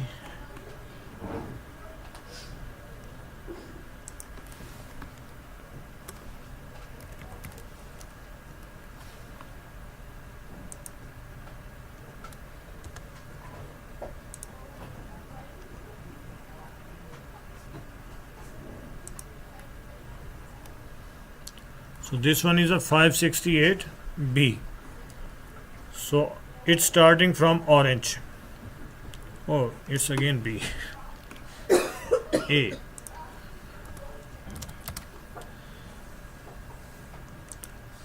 They are starting from green, and you will notice the end wires are the same, the brown ones.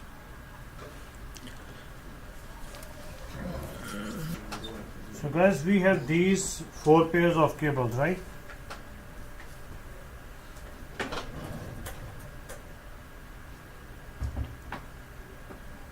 If it is a A, very cool color is green.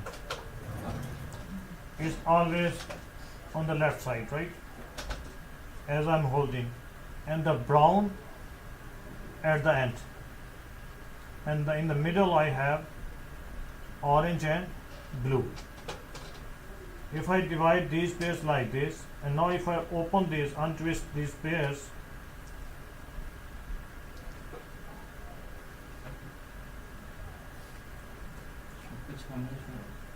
pardon?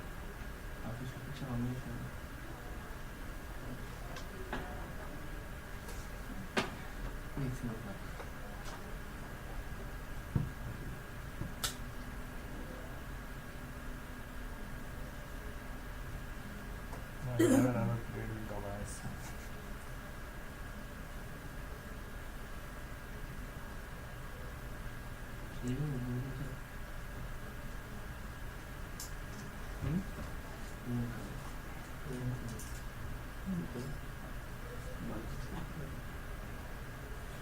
So guys, in A standard what we do, green is on left side, and then we have orange, then we have blue, and then we have brown. The very simple, we will keep the green in the beginning, the both wires, and we will split our orange one across the blue.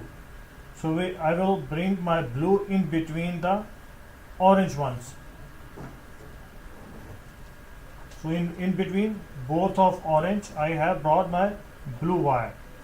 Now the only thing I need to do first the stripe one and then the solid color.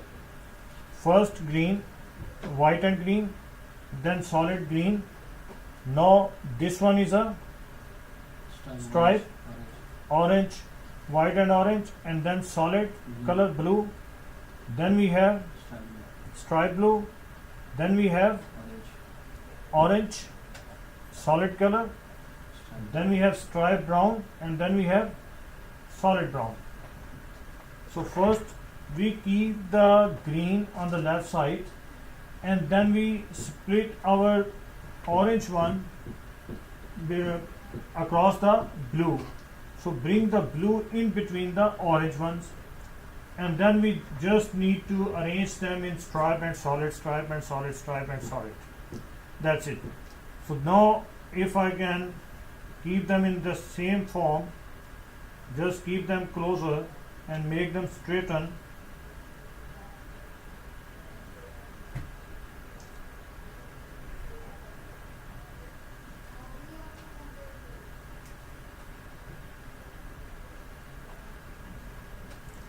So after making them straight, I just make sure, okay, my arrangement is right. So what I will do, I'm not going through the whole process, I'm just cutting it down.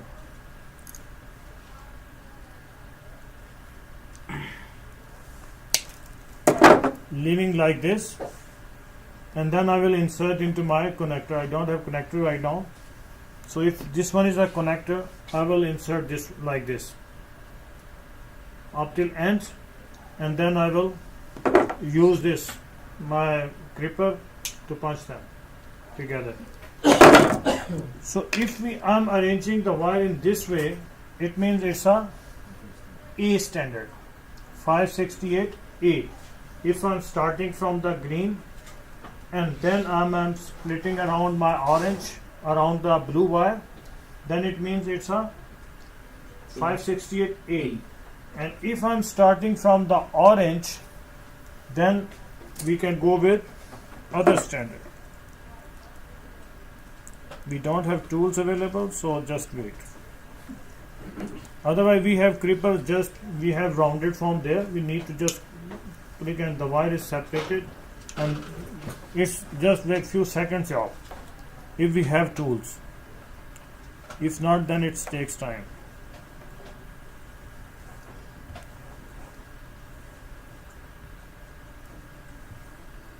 I asked them, we might have in their cupboard. I just locked.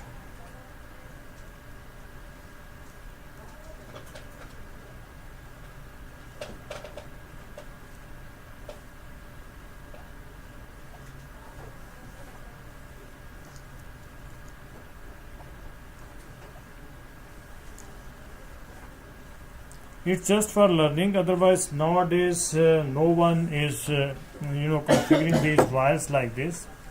They don't need to play around this. These are very cheap wires, and we just need to go to the shop and let them know, okay, what the length I need and what type of cable I want. If we are on the both end, I have 568A standard. It means it's a straight through cable. If I have in the both ends identical ends, if we have identical ends, either we are using 568A or 568B, it's a straight through cable. So if we are using at one end of the cable 568A and the second end is different than that 568B, then it's a crossover cable. And what is the rollover? Totally opposite. We are if we are starting from 1 to 8, it means in the second one we are starting from 8 to 1. So one wire I have lost during the cutter.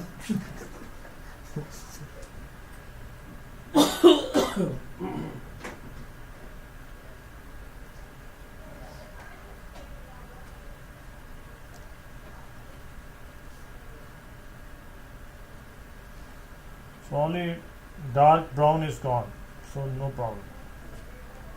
Even I don't have, if in my production, if I have cut that one, no problem at all. So if now I have orange one in the beginning, then I have green. I'm arranging my pairs right now only. So I'm keeping my orange in the beginning, then green, then blue. Now one blue is gone as well. So I have then brown.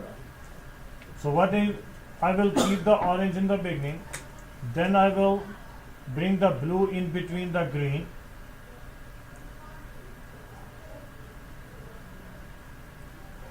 and then the brown one.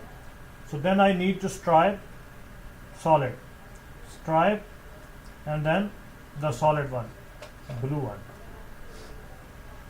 Same is true with this. Yeah, and then the blue stripe, and then the green or solid, and then the brown, the last one, stripe, and then the solid, and then again same practice. I need to cut it down and insert into the connector.